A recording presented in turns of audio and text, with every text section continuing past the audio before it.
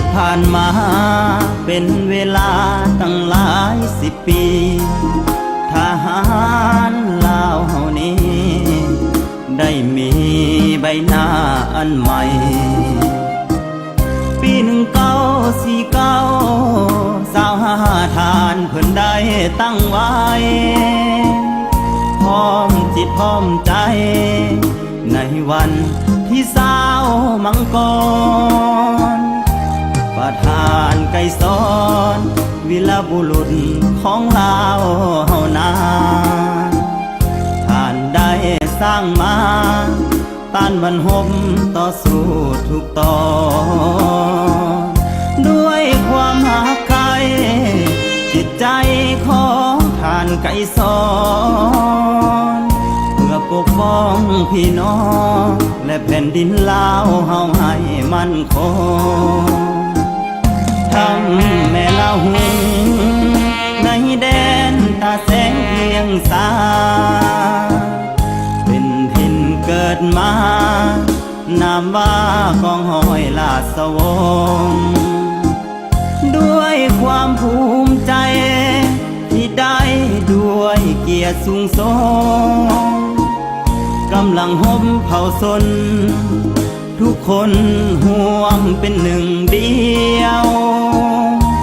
มาถึงวันนี้หลายสิบปีที่เฮาเห็นมากองทัพลาวเก่งกาอาจหารด้วยใจหนึ่งเดียวสิ่งที่สำคัญกำลังเฮาต้องกลมเกี่ยวกองทัพลาวเด็ดเดียวเกี่ยวพันกับการนำพา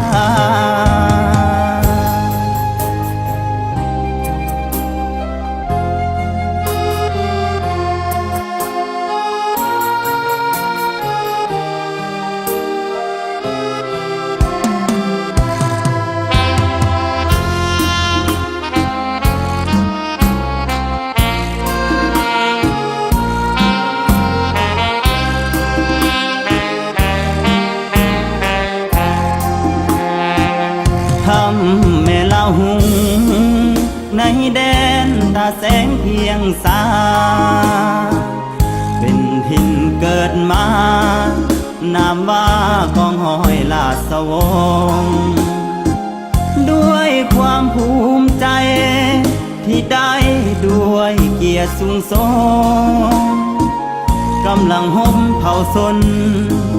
ทุกคนห่วมเป็นหนึ่งเดียวมาถึงวันนี้หลายสิบปีที่เฮาเห็นมากองทัพลาวเก่งกาอาจหารด้วยใจหนึ่งเดียวสิ่งที่สำคัญกำลังเฮาต้องกลมเกี่ยวกองทัพลาวเด็ดเดียวเกี่ยวพันกับกา